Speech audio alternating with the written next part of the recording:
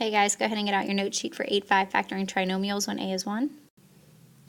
So here's just a few things you're going to need to know about factoring trinomials before we start.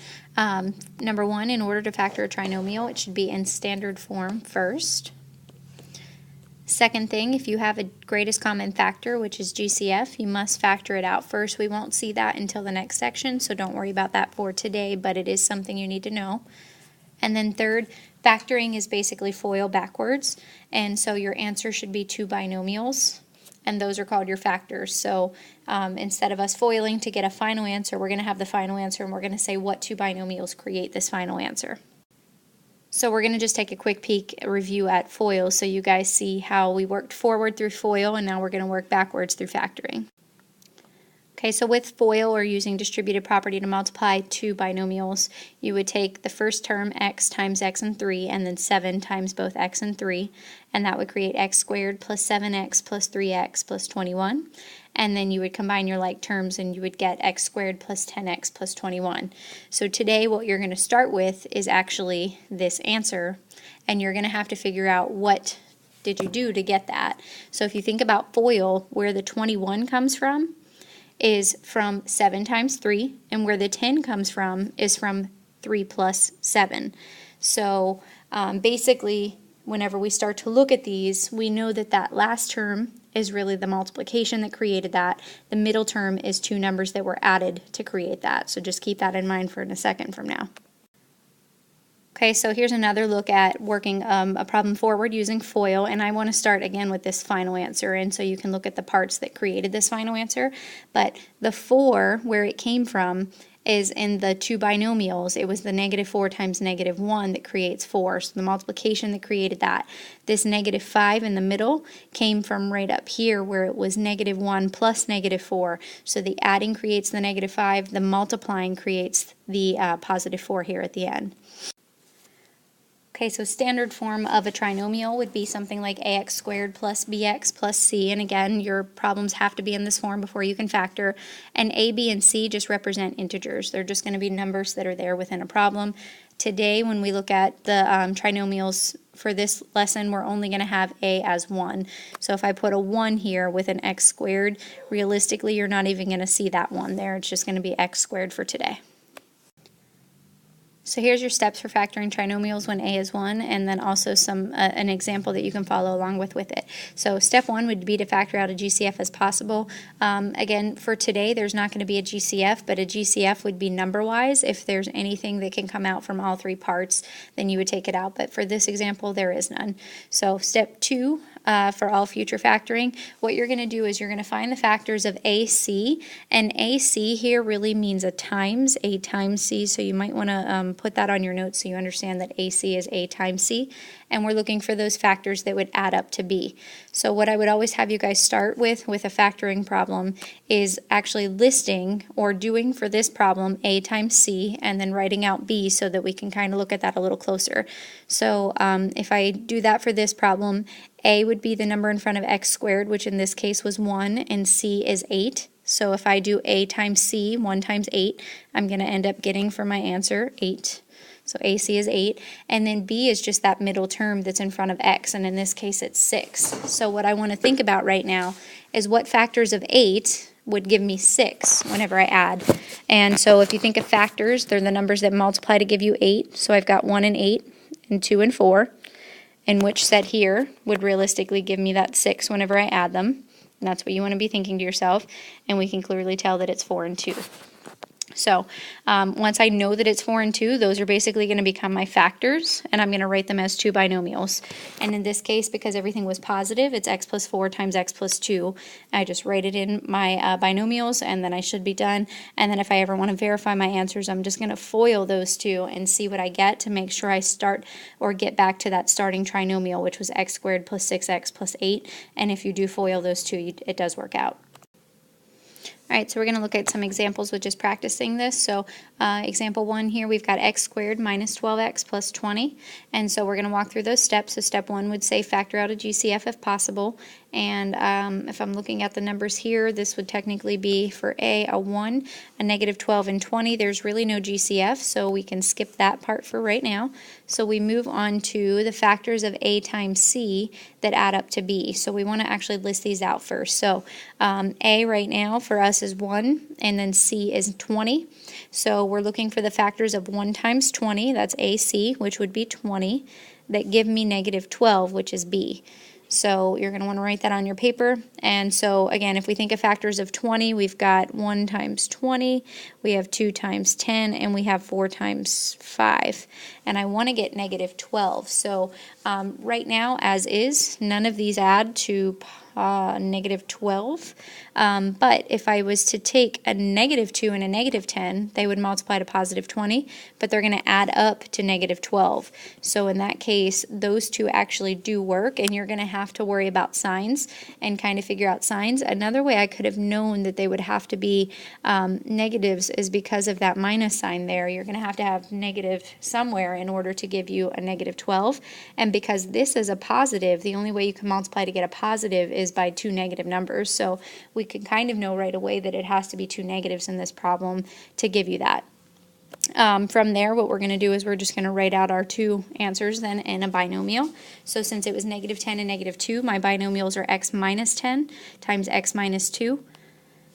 And then I'm going to go ahead and FOIL to check to make sure I get that binomial. So if I do FOIL, I'm going to end up with x squared minus 2x minus 10x plus 20, and that does create this trinomial that we started with. Okay, so your second example, we've got x squared plus 10x minus 24. So again, we're going to think about a GCF first, but they're not going to happen in this section yet, so there is no GCF. So step 2 is to think of A times C, and in this case, A is 1 and C is negative 24. So 1 times negative 24 is negative 24. So I know AC is negative 24. And then B in this case is positive 10. So we're going to talk about in a second a way to kind of help you with these, but because A times C is negative 24, one of those two is going to have to be a negative in order for you to multiply to get a negative answer. And because they're going to add up to a positive 10, that's also going to tell you something about it. And so if I list my factors of 24, I know I've got 1 and 24, 2 and 12, 3 and 8, and 4 and 6.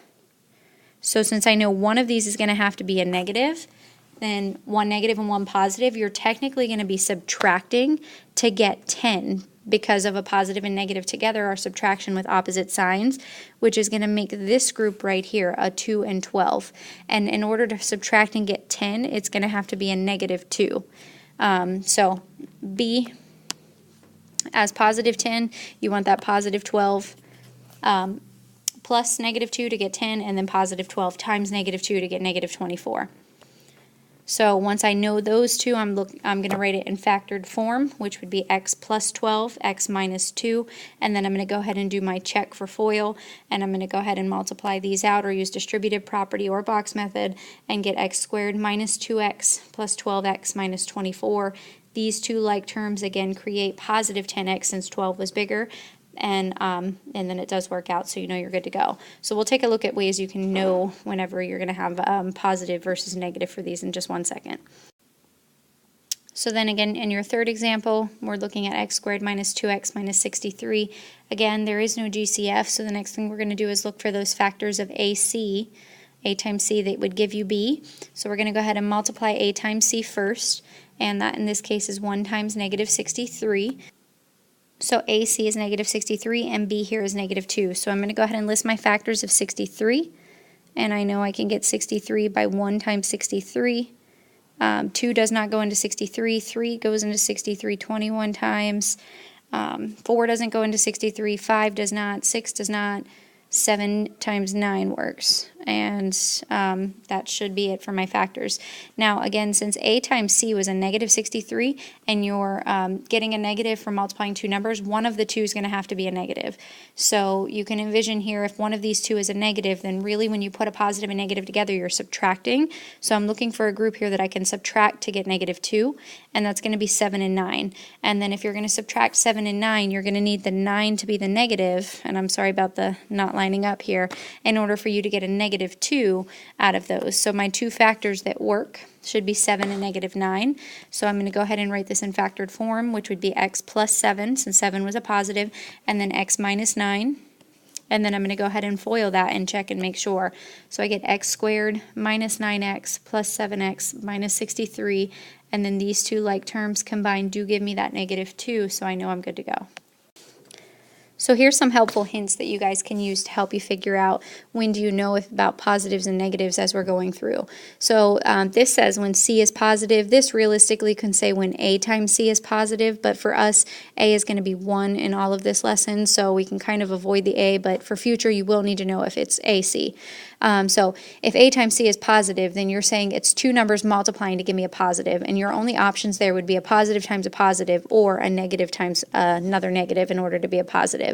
So something that you can know right away when A times C is a positive is that the two factors have to have the same signs in order to create a positive when you multiply. What also would be true about this is that you're going to have to use addition in order to get the middle term. And how do I know I'm going to use addition? Because if I have two numbers that have the same sign, when I put them together, like a positive and a positive with combining integers, two positives would be added since they're the same sign. Or if you have two negatives together, when you combine the two negatives, you're using addition since they're same signs. So you automatically know from AC as a positive that they're going to have the same signs and that you're using addition to get the middle number. And that'll really help when you're listing your factors, because if you know you're going to have to use addition, then you just have to look for the group of them that are going to add in order to give you that middle number for B. And then the last thing that would be helpful for doing when A times C is positive is the sign of both of your factors will actually be the same sign of B. And that's really because if you're adding to get B and B is a negative, then your but C is a positive, then those have to be two numbers, negative numbers that add to get a negative, but the two negatives multiply to get a positive. And then if AC is a positive and B is a positive, you need same signs, and if B is a positive, you're going to have two positive numbers that add to a positive and two positive that multiply to a positive. Again, if this is kind of over your head with signs, the more we do of these, the more it should make sense. But realistically, understanding your integers and negative versus positive is really, really helpful for factoring. Okay, so we're going to kind of look at the opposite end now when AC would be a negative here, and that's going to kind of change a few things. So if we know that A times C is a negative, then what you're saying is one number times another number creating a negative, well, it should automatically point out in your head that you're going to have different signs, because to get a negative you have to have one positive and one negative, and we have two factors only, so one of them is going to be a positive and one's a negative, so that should be something that kind of points out right away. Also, if you know that you are having opposite signs to create that multiplication, then you're going to have to subtract to get the middle term, because when you say what two numbers multiply to give me this, but then they add or combine to give me B, well, if they're opposite signs, then when you combine two integers that are opposite signs, you're going to subtract, not add. So you're going to have to look at your factors and say, hey, I need the factors that subtract to give me B. And then lastly, how do you know which one gets which sign if you have opposite signs? Well, again, that's determined by B. So if B is a negative, then your larger number should have the negative. If B was a positive, then your larger number should have a positive. And it's because if you're combining two numbers, you're going to subtract, but you keep the sign of the larger one. So if your middle term's positive, you have to have that larger one as a positive. All right, so we're going to practice some of these together. So your first example here, we've got x squared plus 3x plus 2. And again, the first thing I want to think about is GCF, but it's not there. So I'm going to go ahead and figure out what A times C is, and that's 2. And then in this one, B is 3. So we've got a positive and a positive. So right away, I should be thinking I'm adding factors of, well, and the factors of 2 are literally only 2 times 1. So I'm looking to add those because of it being a positive, and they're going to both have the same sign, which is going to reflect the sign of B, which was also a positive. So right now, I should know that my two factors are 2 and 1, since really that's my only option, and 2 plus 1 do add to 3. And so I write it in factored form as x plus 2 and then x plus 1. If I FOIL, it does work out to give me that. Second example, t squared minus 8t plus 12. So again, there's no GCF, so a times c is 12. So I'm looking for factors of 12 that are going to give me negative 8. So because 12 is positive, then I know I'm going to be adding. So I've got 1 and 12, 2 times 6, and 3 and 4. And I'm looking for a group that's going to add to not just 8, but it has to add to negative 8 according to B. So I'm thinking of these are going to have to both be the same sign, so I can treat all of these as negatives at that point, and I can see that the group here that's going to be negative 8 is negative 2 and negative 6. So when I write that in factored form, I should end up with t minus 6 times t minus 2, and if you have t minus 2 times t minus 6, that's fine. The order of the binomial should not matter. Okay, your third example, again, there is no GCF, so we're looking at the factors of a times c, which in this case is negative 40, that are going to give me negative 18. So because it's a negative 40, it's going to tell me quite a few things. It's going to tell me that I have to have opposite signs in order to get a negative. Opposite signs are going to mean subtraction, and I'm going to keep the sign of the bigger one to get b, and b is a negative, so the bigger number out of these two should be my negative.